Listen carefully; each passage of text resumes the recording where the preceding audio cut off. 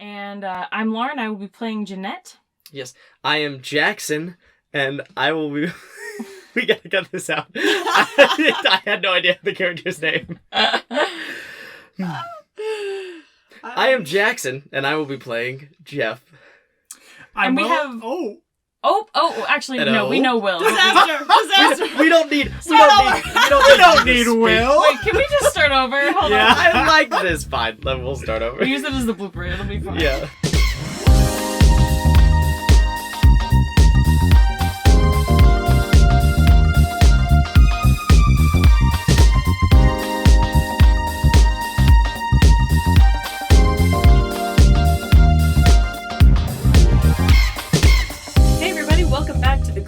Green light. Red light. Oh. No. Why'd we invite him back? I Well, if you know. haven't already heard, Jacob Wishneck is back on the pod today. Hey guys, how's it going? I'm not as Hey, happy about that Jacob. now as I was like 5 seconds Hey, ago. Jacob. It's a fun twist. No, but thank you so much for coming. It's a fun twist, I Isn't guess. that the game? It's red light, green light? That is the game. It's not what we do on this podcast, but no, that's fine. That's fine. If you are new here to the Green Light, like Jacob clearly is, Damn, noob. we read unproduced plays and screenplays and interview the awesome people who wrote them. Yeah, that's So- it. Staged reading for your ears, if you will. Yeah, and Our this is fun tagline. And this is episode 8, which means Yes, it that is. in 2 more episodes we have a kind of cool announcement to make. So Yeah. stay tuned. Stay tuned. A couple episodes. Jacob's looking at us like he doesn't know. That's why it's a surprise. Dun, dun, dun. I'm thoroughly confused, yeah. That's the point. Yes. So let's get into our detours of the week, shall we? Detours. So this is a segment we like to do every episode where we sort of talk about something that we have consumed in the past week, some form of media, whether it be television show, film, play, book, audiobook. That's new. None of us have an audiobook, but that's 10-year-old that's Wii a game. potential. True. we have done the occasional 10-year-old Wii game. Jacob, do you want to, since this is your first time back on our detour segment in a while, you wanna hop on first? Sure, I'll talk. So one of my good friends who one of your prior guests introduced me to, Webb. Wait. Wait, we haven't had Webb yet. Yeah, but he's a mutual friend with Will, who has been on. Okay. Yes, correct. Will, like, I was like, the we gotta web connect of... the Yeah, the dots. web of dots to get The to Webb. web. Webb, he's a talented storyboard artist and animator, Nice. and he introduced me to something I've heard about before, but I hadn't looked into and considered watching. It's a short series by Jendi Tartakovsky called Primal. You can see it on HBO. And it's really cool. It's kind of Jendi Tartakovsky is the creator of Samurai Jack. He also did Dexter's Lab back in the really? day. Yeah, Ooh. he's gotten more mature as he's created more work. Sure. Primal is definitely a mature animated series. It's no dialogue whatsoever. It's the story of a caveman befriending a some sort of raptor, T-Rex or something, and It's Jurassic World. over over shared tragedy. So it is pretty dark. But it's a really interesting kind of foray into just visual storytelling because there's no dialogue whatsoever. Cool. And it's just dope. It's dope as hell. Can I say that? Cool. That's fine. That's close enough to... They say that's that a- in church. It's okay. Yeah, true, exactly. If you could say it in church, you could say it on this podcast. That's what we That's like why to I say. haven't been on. I can't curse like a sailor. Like Yeah, usual. exactly. I was gonna ask you something about Primal. You said HBO, and you said how many episodes is it? So far it's 5. Another 5 will be released in okay.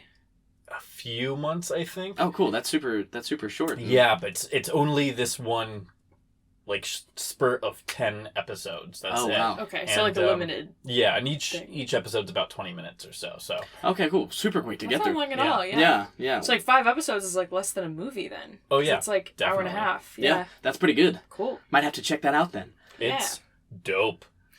I like Period. dope things, period. Who should go next? How about I yeah, I you go go next next. since I have the bit of the oddball going back to my roots, not really, but just episode 2, I talked about a book. And Hey now. the shock I was from there the for crowd. You were, so I had to bring it back for Jacob. It's been a So I'm while. talking about another book on this episode. So the book that I read this past week, well, I guess I've been reading it for a couple weeks, but it's very cool. It's by Angela Davis, who, if you don't know who Angela Davis is, she is an activist, author, a million other things, but she was featured prominently on 13th, the documentary that I mentioned a couple weeks ago. Yeah, Ava DuVernay, right? Yes, yeah. And so the book that she wrote is called Freedom is a Constant Struggle, Ferguson, Palestine, and the Foundations of a Movement. So this is sort of a collection of other Angela Davis works, actually. It is a compilation of a couple interviews that she did, actually, and then some essays and speeches that she gave. And it's the big theme of it is sort of the connections between struggles with like state violence in the U.S. and then oppression throughout history and the world. So she does a really great job through the interview and through the speeches. Some of them overlap a little bit, especially towards the end, but it's totally fine because every word that Angela Davis says, I feel like I just grab onto and want to hold onto forever. But she does a great job of connecting struggles at home, and especially struggles that have come up again very prominently recently with struggles across the world.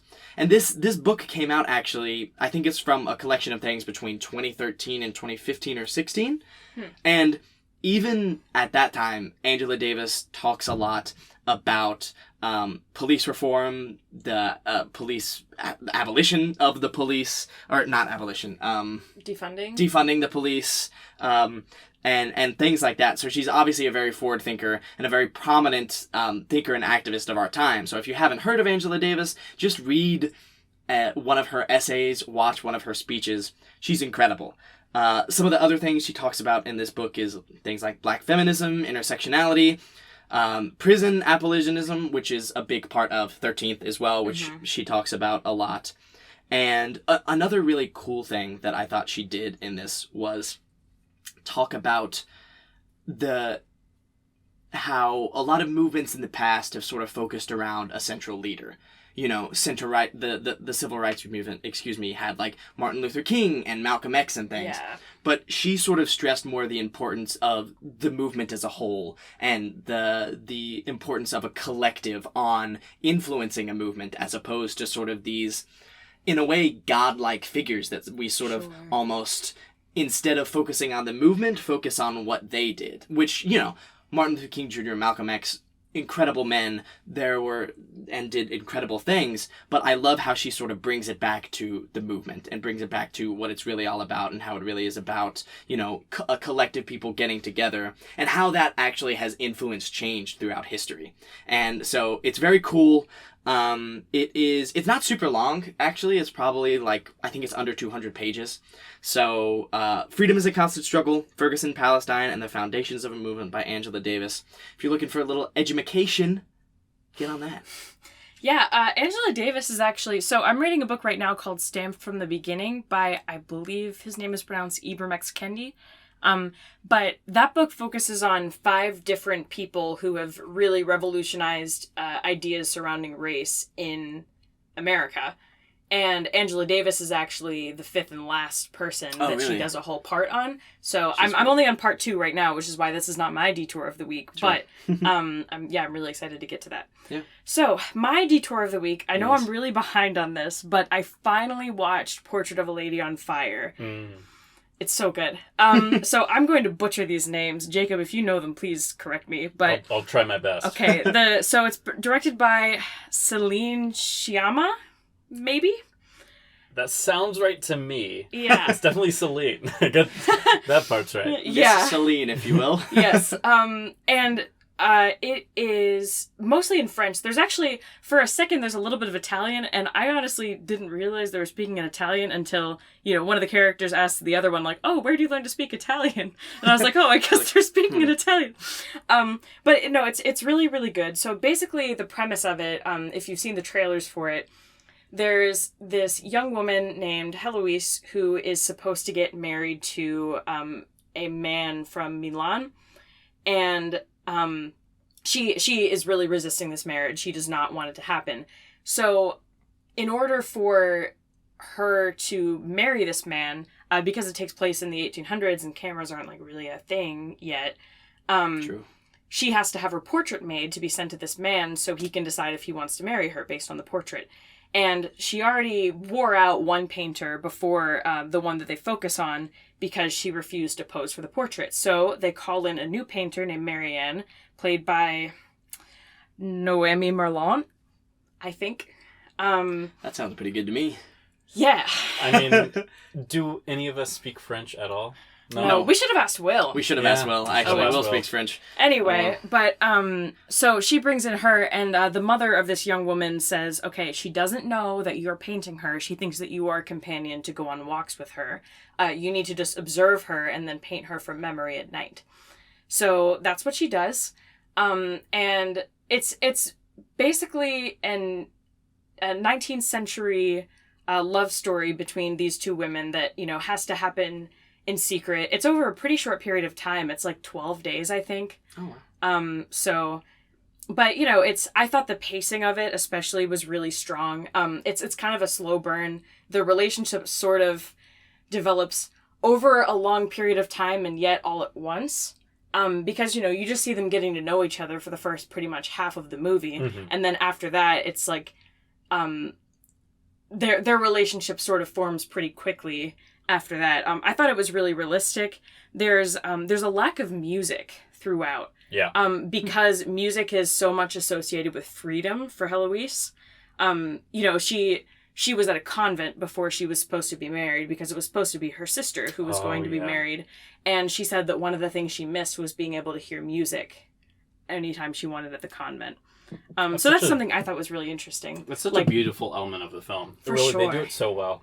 Because there are only there's a scene where there's a bunch of women at a feast who sort of come together and sing, and it's kind of eerie, but it's really beautiful. Mm-hmm. And you know, there's one specific piece of music that Marianne plays for Heloise, sort of haphazardly on, I guess it's a harpsichord. It seemed like a harpsichord, yeah. Yeah, and then it sort of comes back at the end. It becomes like, it's kind of a motif, even though it really only comes up twice. But, you know, they actually hear it from an orchestra, and it's like it's a just big emotional moment. So I really liked that. Another thing I thought was really interesting is that there are a lot of long shots on people's faces. So there were just a lot of points in the film where, you know, they just stayed on one person for longer than you would expect. But I thought, you know, because the premise of it, at least for the first half of the movie, is that this painter is observing her and trying to memorize her features so she can paint her later. I thought that made a lot of sense. And it sort of just carries throughout the whole film, you know, where you were supposed to just... It's almost like the audience is supposed to memorize their faces and their features and everything they do too. But yeah, I really, really enjoyed it. I highly recommend it. It is on Hulu, I think. Yeah, it's on Hulu. Yeah. Yes, it's on Hulu, so give it a watch. It's awesome. Yeah. That sounds really cool. I need to watch it. I'm certainly behind on it as well. I cannot imagine trying to paint anything, someone's face from memory. No. Someone's portrait from memory. Well, and especially if it's supposed to, you know, it's not abstract. Like, it has to look like them. It has to serve as a photograph. You know what I mean? Oh, yeah. So, and from not seeing the movie at all, I feel like it's kind of a really cool just device or thing, because it forces that other character to really take in absolutely their partner, which is super cool. Yeah. So yeah, highly recommend those that. moments. But yeah, those are our detours. So this week we are going to be reading I Love You Too by Samantha Hines, another UNC student. Hey, don't sound so sad. She's really nice, though. She's very nice. We already had our interview with her, and she's awesome. Yeah. Really good script. Kind of a... I don't know what genre you would call it. Thriller? Not a thriller. Drama. It's a drama. Drama. It's a drama. It's a little With a twisty. D. Yeah. So stay tuned. Stay tuned for that. When we come back.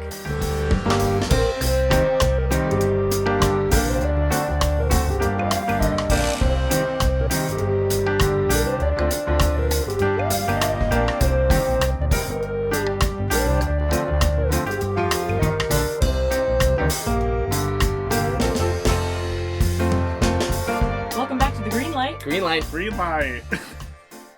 Green light by Lord. Thank you for We that. are reading I Love You Too by Samantha Hines. I'm Lauren, and I will be playing Jeanette. I am Jackson, and I will be playing Jeff. I'm Will, and I'll be doing action lines. And we have a Nice. special new fancy actor with us today. Yes. That's her, everybody. Bailey Elrod. Hey everybody, I'm Bailey Elrod. I graduated from UNC with Yes. a dramatic arts degree and a minor in social justice. Mhm. I'm out here living with the hosts of this podcast Mhm. in Los Angeles, and I work at Target. Yep. Yay! And I'll be playing Allison. But the target's the most important thing. Oh, for I'm sure. a cashier at Target. Also, UNC Mafia, once again. Hey. Sorry, Lauren. Yeah. Yeah. You are alone in this world, unfortunately. Alright. Well, okay. You are alone. Says her boyfriend. Yeah, I know. Not great from old Jackson over here, but that's okay. Yeah. I guess without further ado, then. Let's get started. I Love You Too, written by Samantha Hines. Interior, Allison's car, night. Allison, 18, drives down an empty rural road in an old red car with a look of determination on her face. The sun is just starting to set. Allison's phone plays a jazzy ringtone. She picks it up and glances down at it. The phone reads Mom. She answers the call. We don't see Jeanette, but we hear the soft drawl of her southern accent. Allison has one too, but it's much more subtle than Jeanette's. Hey Mom. Hi, sweetie. How's the drive so far? Is the car acting up at all? It's been good. The car's fine. Really no issues at all. You're checking the gas? I don't want you to run out. I'm about to stop at a gas station and take a break. How close are you? I'm just a couple of miles away from the coast now. A street sign comes into focus. Delaney Road. She turns onto the road and drives slowly, looking at the houses as she passes them. Good. Is Carrie already there? Yeah, she had to meet her aunt to get the key. Make sure to thank her aunt for letting you stay there, okay? I think her aunt will be gone by the time I get there, but I'll thank Carrie. All right. You're getting enough water? Yes, I am. I just don't want you getting dizzy while you're driving. I'm feeling great, Mom. Don't worry about me. Are you doing all right? Yeah, I am. I took some of your grandma's things to the pawn shop. They didn't take any of it, though. Really? Not even the jewelry? No. You'd think they'd buy some just out of sympathy, but no. We were really counting on that, too. Jeanette's breath starts to catch a little. Don't worry about it too much. Remember, you're breathing and get some chamomile. I picked your favorite before I left. The other end is silent besides some breathing. Mom? No, I'm fine, sweetie. Just a little stressed. Allison pulls to the side of the road close to a worn-down gray house. The house doesn't take up much space. The paint is chipping. There's an old green truck in the driveway. The mailbox says 431. I know we'll be fine. I'll make sure of it. The curtains on the house rustle a bit. Well, Allie, that's a nice sentiment, but... Mom, sorry. I just got to the gas station and I've got to go. People are waiting. Okay, well, stay safe and have fun, sweetie. You all worked so hard and you finally got there. You graduated. We'll have fun, Mom. I promise. Call me when you get there. I will. Love you. I love you too. Bye. Allison hangs up the phone. She pulls the handle to open the door, but she stops. She unzips her backpack and takes out a bottle of water. She drinks some water, then puts it away and gets out of the car. She kicks the side of the car. Damn it! Allison looks at the house. It's still. She slams the car door and walks to the front of her car. She opens and looks under the hood of the car. After a few seconds, she slams the hood of the car down. She gets back into the driver's seat and pulls out her key. She starts the car, but quickly turns the key back to make it seem like it's stalling. She does this a couple of times. Eventually, Jeff, 50, opens the door of the house. Allison looks up at him. You alright? Jeff has a southern accent as well, but he has more twang in his voice than Allison and Jeanette. Allison puts on a smile and gets out of the car. Actually, no, I'm not. My car broke down and I have no idea how to get it started again. I'm not from around here. Can you help me? I can give you the number for a mechanic. That would be great. Would you mind terribly if I used your bathroom first, though? It's been a long drive. A pause as Jeff thinks of a way to say no. Yeah, I guess that's fine. Interior, Jeff's living room, night. Jeff and Allison walk through the front door into Jeff's living room. The walls are covered with American flags, a couple of guns are mounted on the wall, and there's a prominent deer head looming over the television. Intense. Thanks. Where you driving from, anyway? Georgia. That's a long drive. Felt long. Bathroom's down there. He points down a short hallway. Allison smiles. Thanks. I'm Allison, by the way. Jeff gives a reluctant but polite smile. Jeff. Interior, Jeff's bathroom, night. The bathroom is covered in dark red striped wallpaper. There is a small tub tucked beside a toilet and a sink with a short, dirty mirror right above it. Allison sits on the toilet lid. She can still see her face in the mirror. Interior, Jeff's living room. Jeff falls back onto his couch. He waits a few seconds, glancing towards the bathroom door and impatiently tapping the arm of the sofa. He picks up his cell phone on the side table beside him and dials a number. Hey, it's Jeff. Yeah, so someone just broke down on my street. Is it too late for you to come down and help her out? A jazzy ringtone starts to blare from the bathroom. Interior, Jeff's bathroom, continuous. A jazzy ringtone pours out from Allison's phone. She jumps, surprised by the sudden noise. She sees it's her mom. She hovers over the accept button. Interior, Jeff's living room, continuous. Jeff, listening to the voice on the phone, walks away from the noise and towards the kitchen. Yeah, okay. Yeah, if you can get here soon, that'd be great. Interior, Jeff's bathroom, continuous. Allison declines the call. She gets up and washes her hands. Interior, Jeff's living room. Allison walks out to find an empty living room. She walks past the living room and finds her way to the kitchen. Interior, Jeff's kitchen. Allison walks into a clean and tidy kitchen. Jeff is hanging up the phone. There are vegetables and cutting boards on the counter. It looks like Jeff had been cooking before she arrived. Went ahead and called the mechanic. He'll be here about an hour and a half. That's great. I really do appreciate the help. I don't know what I would have done. Jeff gives a half-hearted smile. What are you cooking? I was fixing to make a vegetable soup. I can help. Jeff seems a little unhappy with that suggestion. You don't have to. It's the least I can do. I have to wait here for a while anyway. I promise I'm a good cook. I guess that'd be fine. Great. I can chop if you'd like. Knock yourself out. Allison picks up the knife and puts a couple of stalks of celery on the cutting board. Jeff pulls a few containers of chicken broth out of the cabinet. Then he pulls out a large pot and sets it on the stovetop. Allison watches him warily. So what do you do around here? Do you have any hobbies? Not really. Well, do you like to cook? Gotta eat. Well, what do you do? Manage the mini mart, couple of blocks down. Oh, okay. Jeff pours the broth into the pot and turns the eye on. Why are you traveling here anyway? I just got my own car. And you just had to get to rural Alabama? What can I say? I like cows. There are cows in Georgia. Not the ones I'm looking for. Jeff gives her a strange look. He pours the celery Allison has cut into the pot. Really, though, I'm just passing through. Allison grabs a couple of carrots and starts to chop them. Do you like it here? Like what, where? Working at the mini-mart. Do you like it? Pays the bills. A beat. Have any family? No, I live alone. Well, do you have any family you don't live with? No. Okay. Allison grabs another carrot to chop. I have a family. It's just my mom and me, but I knew my dad for a little while. He left when I was pretty young, though. That's a shame. Not really. He was a piece of shit. Well, you know, I should probably... He drank a lot, screamed at my mom and me, then he left. My mom was depressed, and we had to move in with my grandma. She helped Mom get back on her feet a little, but she just died, so... Oh. So now it's all on me to support my mom, and... Jeff looks uncomfortable. He doesn't say anything. He takes out some salt and pours some into the pot without tasting the broth first. Hell, I just now was finally able to afford my own shitty car. Allison scrapes what she's cut into the pot. And to be honest, I don't even think my dad would recognize me if he saw me. I mean, I guess now I know he wouldn't.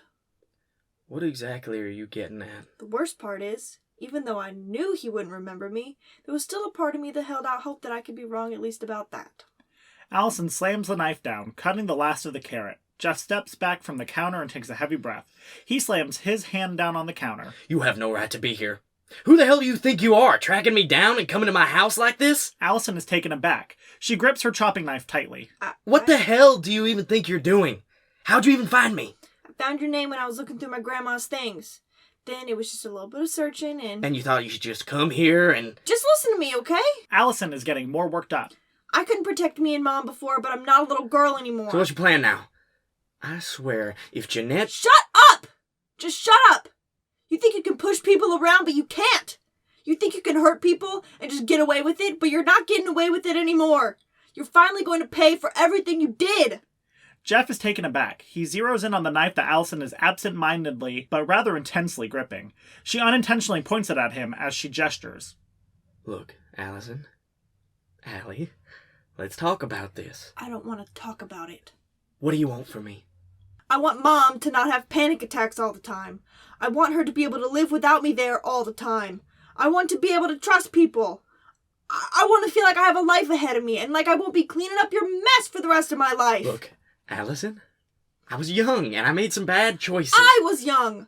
You were supposed to keep me safe, but instead you were the one I had nightmares about for years after you left. Look, I regret what I did. I really do. You can't just say you regret it and have everything be okay. That's not how this works. I know. You can't erase everything you put me through, everything you put Mom through. I'm sorry, Allison. Just please, put the knife down. For the first time, Allison becomes aware of the knife she's holding. No, that's not what Allison puts the knife on the counter. I wasn't. I know. Allison's a little calmer than she has been.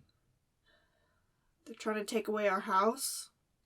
Apparently my grandma was struggling with the payments, but she wouldn't tell us. My mom can't work anymore. Not that much anyway, because I just need you to stop being the core of all my problems. I know. And I'm sorry. I'm sorry. I don't know what to do. Allison is now remarkably focused. Write me a check. We need a lot of things, but we need money. Okay. I don't have a lot of money, but... We've been struggling for 10 years. Give us as much as you possibly can.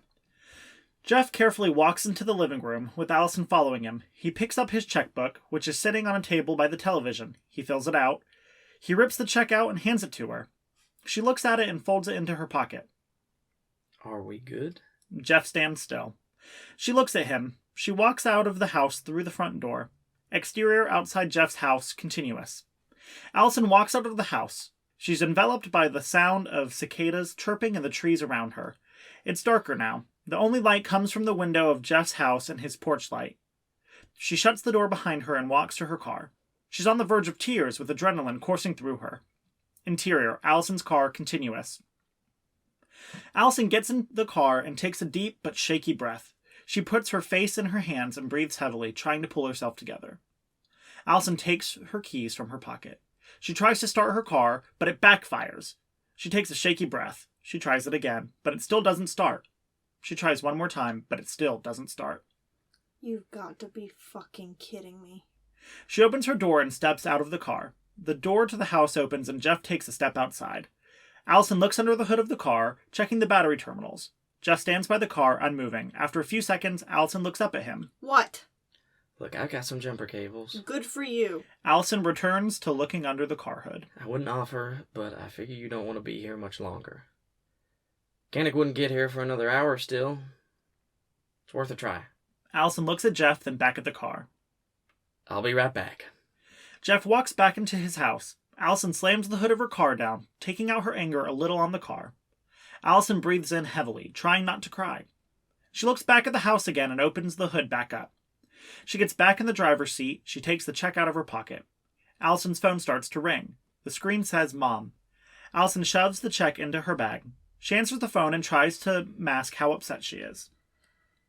Hey, Mom. Hey, sweetie. Are you okay? I thought you would be there by now. Yeah, I forgot to call. Sorry. So you're there? Jeff walks out with the jumper cables. Yeah. Did you find Carrie okay? Are the rest of the girls there already? Jeff gets into his car to pull it around. Yeah, I found it. Everyone's here. I think I may come home kind of early, though. What? Why?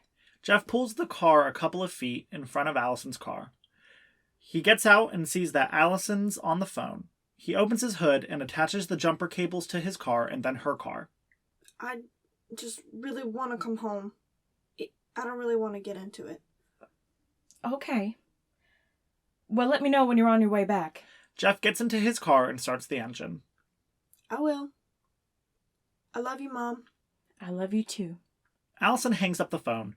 She sits for a few seconds, giving Jeff's car time to run before she starts her own. She turns the key to start her car. The two sit in their respective cars as Allison's engine whirs to life. Blackout.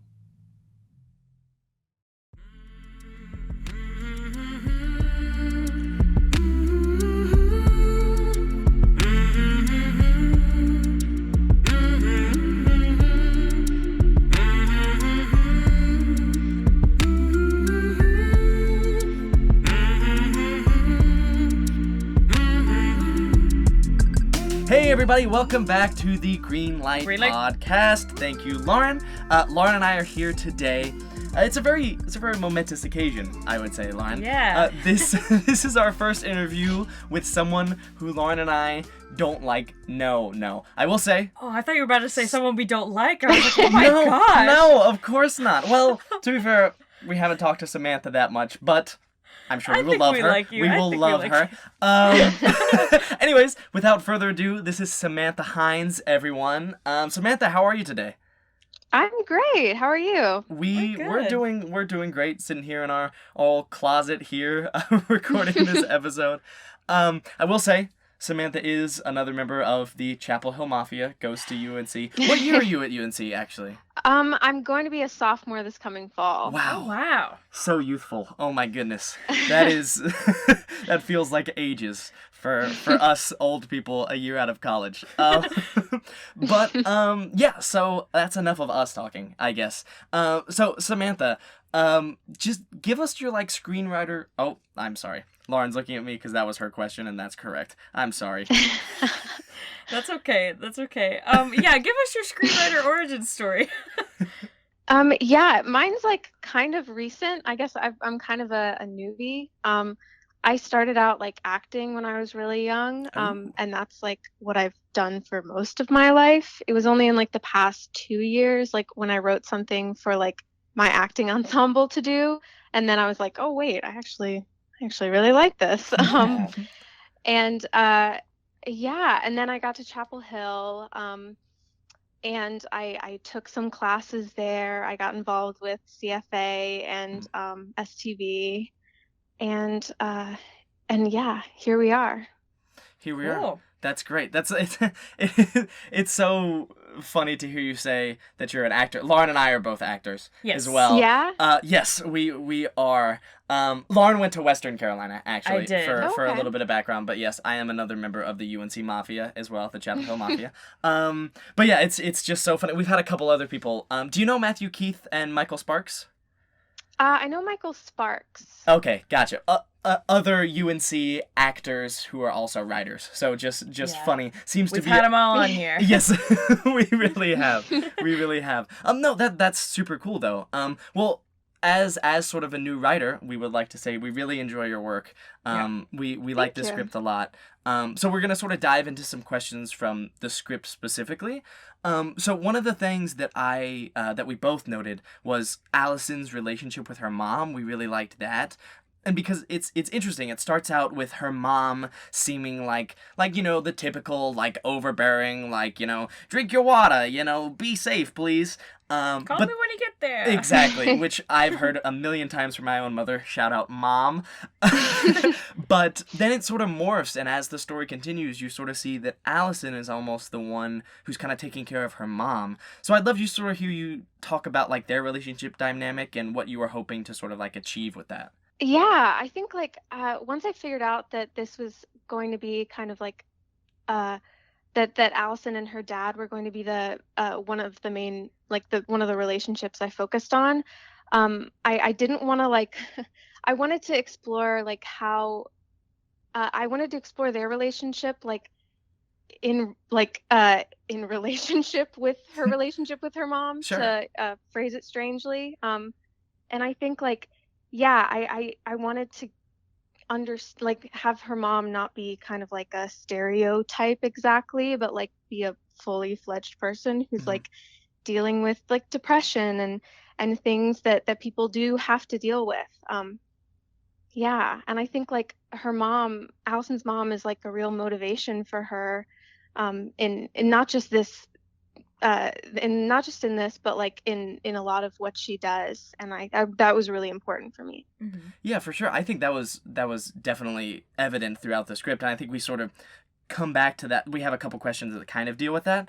But one thing that I had a question on, that we actually just recorded the reading of it earlier today, and one moment that I really liked was right before Allison gets out of the car, she takes a sip of water. And the first time I read that, I was like, what is that moment? Am I missing something? So I was gonna ask it. And then when we were reading it earlier today, I caught on to the thing where it says like her mom's like, you make sure you're drinking water, and I'm like, oh, okay. And I love that moment that it's like, you know, I think that is perfectly encompassing of like, yes, she is doing this pretty much for her mom. Yeah. And, you know, and like even in this crazy time, this crazy thing she's about to do, she still wants to like listen to and respect her mom. So I really like that little segment. Yeah.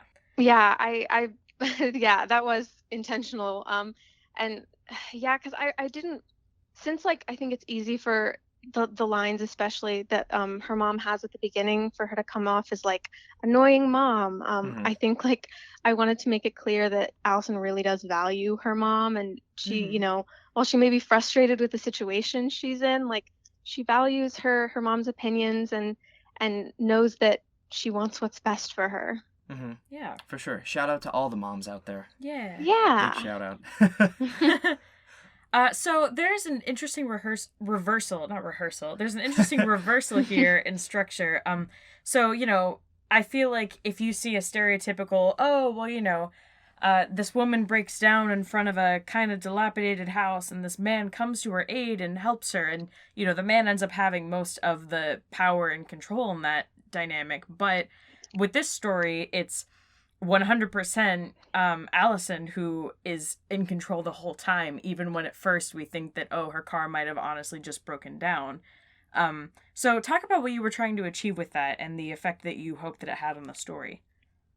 Yeah, well, this story kind of like originally started as like I wanted to be I was gonna have it so that like it was actually just a person who broke down outside of someone's house, but I think I was kind of left with this like I didn't like the dynamic of there being this like, because there is something about like, you know, the man who kind of has the whole all the power over this situation that kind of made me a little uncomfortable, and I wanted to play with something outside of that, and yeah, I think there's also, you know, this kind of idea of like, oh, this young innocent girl like breaking down outside of this man's house, like he's gonna save her or whatever, and I guess I just wanted to not have that, and yeah, if that makes sense. Yeah, for sure. Totally. Well, because it definitely starts out looking that way, but then it turns into something completely different, and I thought that was really cool. Yeah. And I think, you know, obviously there's that thing of like, yeah, you were uncomfortable with the idea of that, but also like that story has been told before. This story is like it's newer. It's like, you know, turning that on its head, which I think is super fun and interesting, and done in a really cool way in this story. Yeah, and it definitely just shows that Allison's really intelligent, you know, for kind of coming up with this whole plan to confront her dad, and you know, like Yeah. I guess coming up with an issue that pretty much anyone would respond to if someone's car was breaking down right in front of their house. Yeah. And also kind of like forcing the issue upon him, because it's like, you're broken down, like there's not much you can do. You can't leave. Yeah, right? He's kind of in the middle Yeah. of nowhere, so he's sort of forced to confront that. So that's a really cool device. I really like it. Yeah. So obviously, spoiler alert, however, anyone who is hearing this... Hopefully you didn't skip the film. That would be pretty bad. Yeah. But obviously there, you do find out, we might have said it already, anyways, that it's actually Allison's dad who is the person who she comes upon. I put comes upon in quotes because obviously it was planned.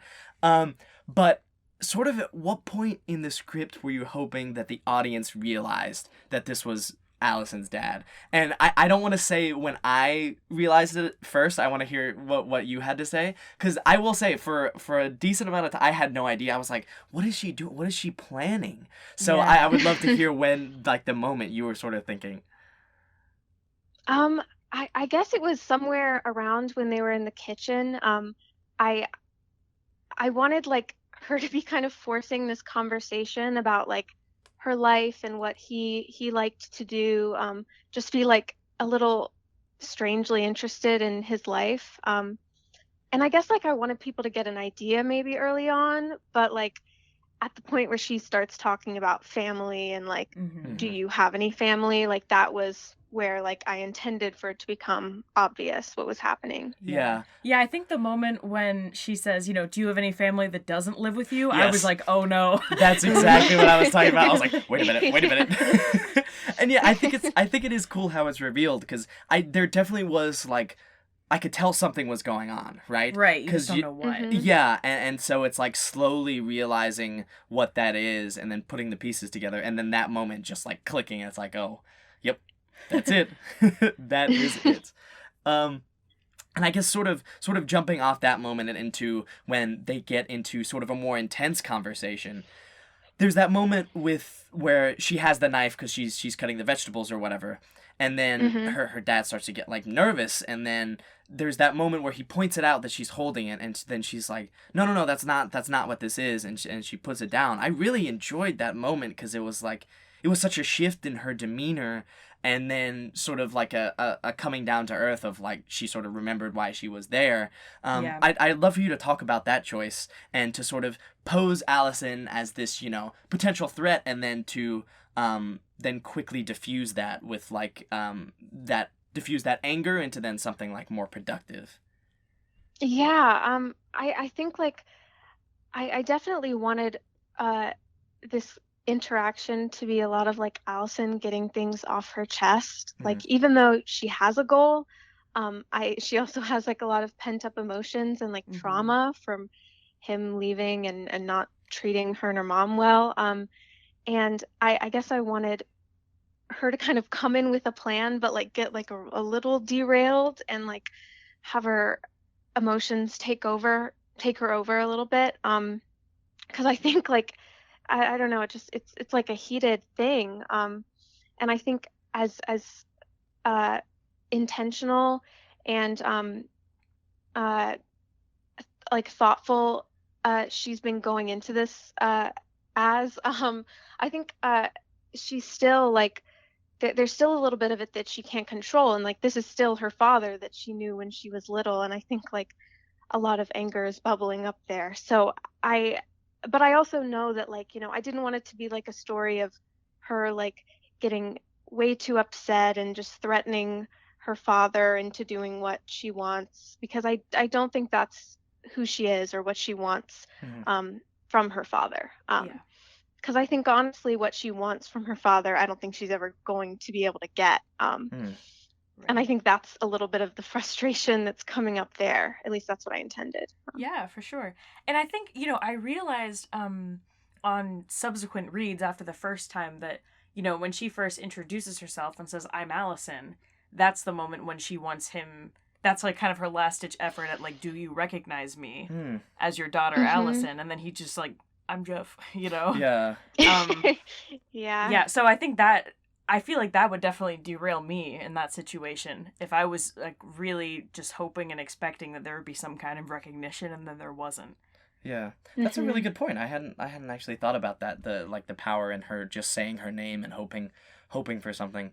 But yeah, that it's so cool because it's like, there is the choice obviously of having her like threaten him with the knife and getting her way through like force or something like that, but I think it's almost more powerful to have her do it this way, because it's like it not only shows that she's in control of her own emotions to a certain extent. She has a little bit of an outburst, but then she's like, no, I know what I'm here to do. I don't want to necessarily cause any lasting harm or damage. I'm here. So, there was one line. I can't remember.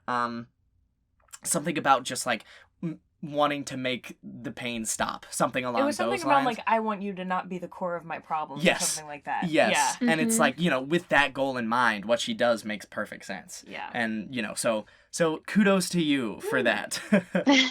Thank you. Yeah. So, I always like to ask everyone this.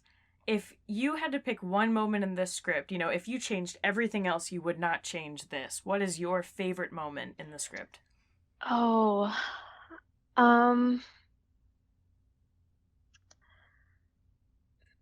that's hard. Probably when she walks out of the house at the end. and gets in the car, like right before the very end, her conversation with her mom, when her car won't start. Yeah.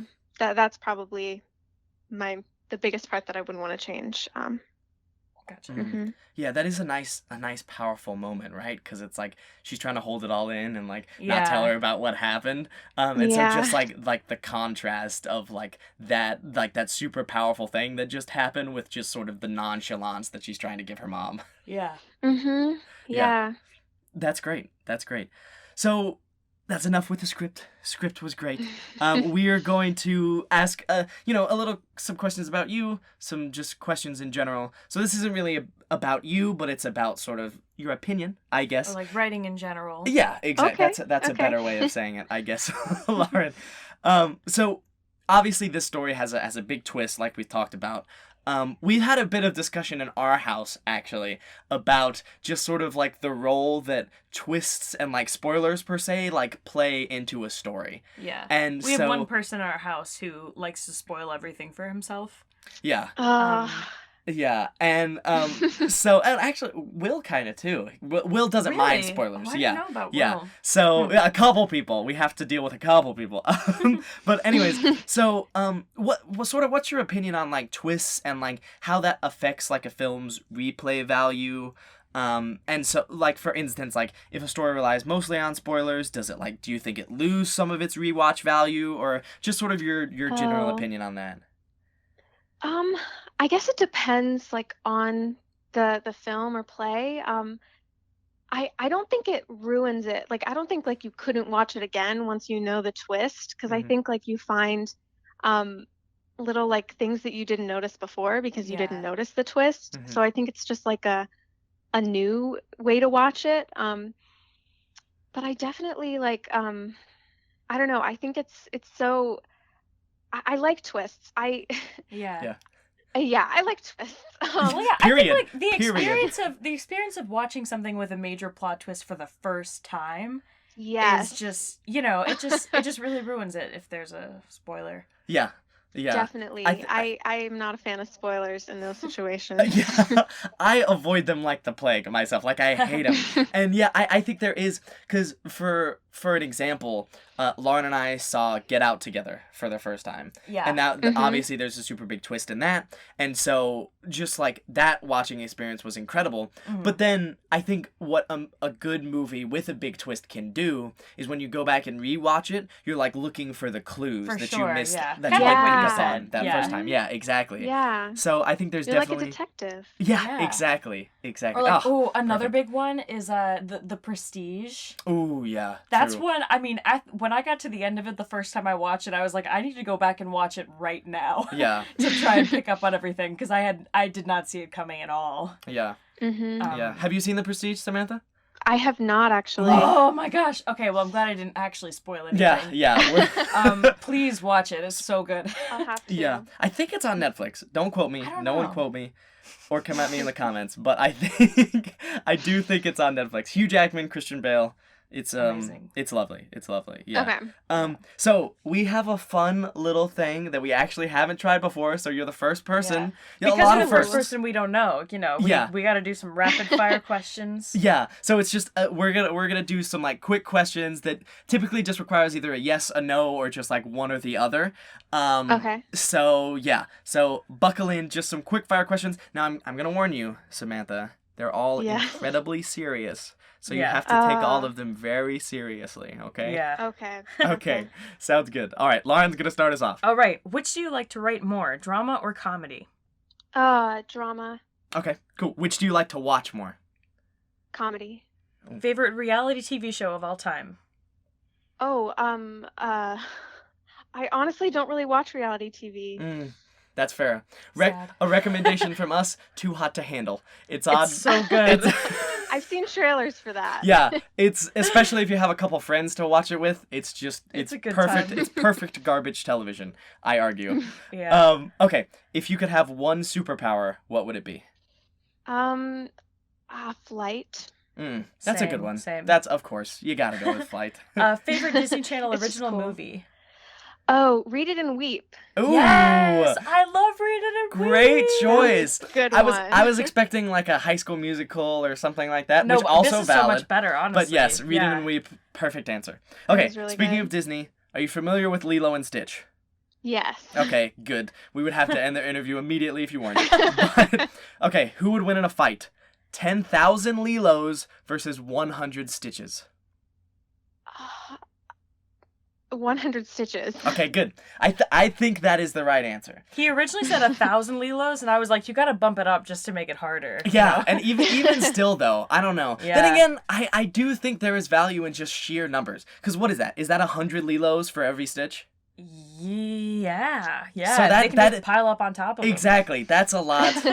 I'll have to Yeah. rewatch the movie and dive deeper. Yeah. But We'll do an Yeah. investigation. yeah. All right, Shark Boy or Lava Girl? Lava Girl. I agree. Also I a good agree. choice. Who played Lava Girl? Who's the I actress? don't know. I don't know. Because obviously, God, what's his face? Because he ties into our next question. Taylor Lautner Yeah. played Shark Boy. But whatever happened to Lava Girl? What happened, folks? The investigative That's the question of the question. century. That Okay. we could easily Google. Yeah, exactly. Okay. Speaking of Taylor Lautner, Edward or Jacob? Jacob. Okay. Huh. Oh. Interesting. Is that Well, I the mean, wrong I was not answer? into Twilight at all, but that is definitely the.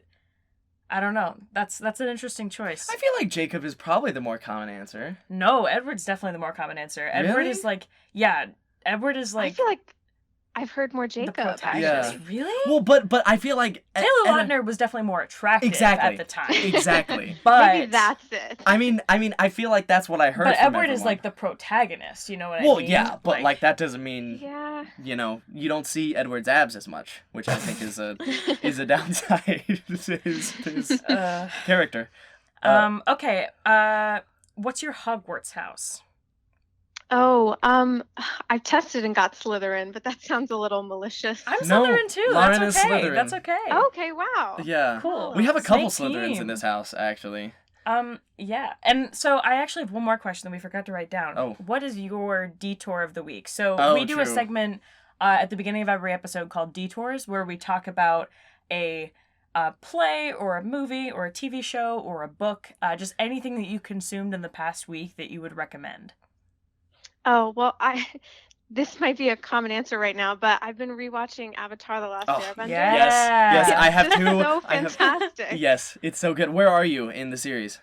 I'm on book 3, so like the start of the Nice. 3rd season. Gotcha. Very cool. I started watching it like weeks ago. And to be fair, I am slow with watching stuff because especially with something that I really want to watch, I have to like sit down with no That's true, distractions and yeah. I really like Yeah. to focus on it. Mhm. And so I'm still like at the beginning of book 2.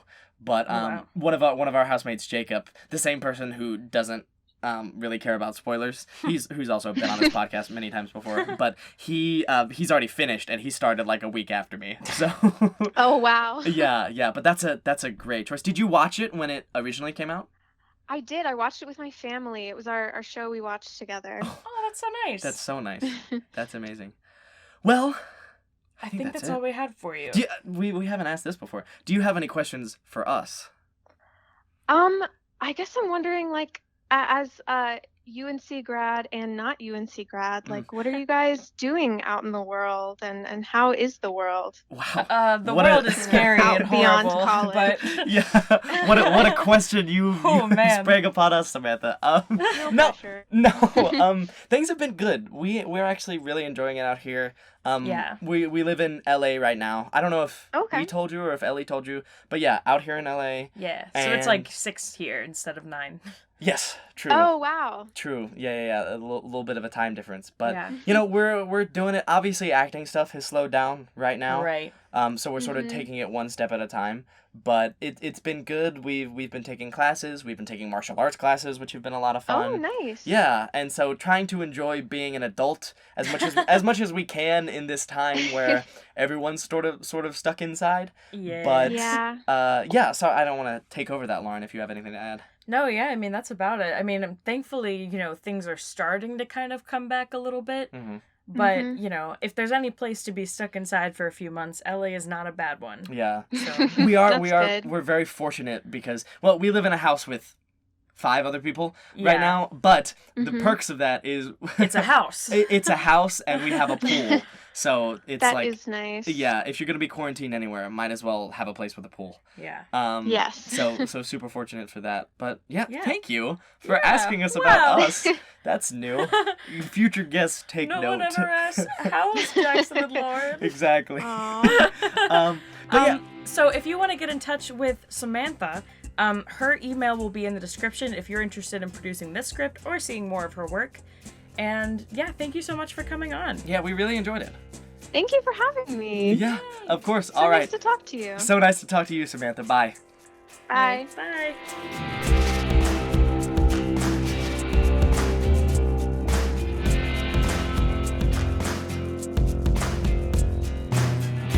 If you like that episode, be sure to rate and review us on Apple Podcasts. Yes, So, you know, please. 5-star ratings always really help, but if you can find it in your hearts to write even just a couple words, you can leave your detour of the week, you can roast Jackson. Please. That will help move us up the charts even more and help our podcast reach more people. 2 words. Jackson sucks. We'll read that on the podcast, I promise you. We will. Promise, pinky promise, over the airwaves. Also, if you want some more updates on our episodes release, some fun other things that we do, follow us on our socials. On Twitter and Instagram, it is at @TGL_pod. And then on Facebook, it is... At Greenlight Pod. No Yes. spaces, all lowercase. Just look that up and you'll find us. We're the one with the yeah. light bulb. Yeah. Ding. And then our specific socials, mine is at J_Woodward_C. If you don't know how to spell it, it's in the description below.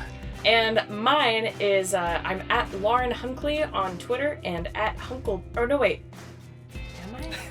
Are No, you? I'm Oh, at no. Hunkleberry. Never mind. A crisis. This is a crisis. Well, I have a separate Twitter account that I made that's at Lauren Hunkele. Never It mind. will be in the description below. It'll be in the description. for- It's Hunkleberry. To avoid You any can't spell that. confusion. Yes. And then if you want your play to be read, your screenplay to be read, or your music to be heard on this podcast, please send all of that to tglsubmit@gmail.com. That will also be in the description. Yes. And final thank yous. Thank you to our guests and everyone who came on and helped us on this episode. Thank you to Nicholas Bafia for lending us the equipment that we could not do this without you. And thank you to Art Wing for lending us this closet. Yes, true. Thank you, Art. That's our landlord. And thanks, Mom and Dad, for being you. Thanks, Mom and Dad. Bye.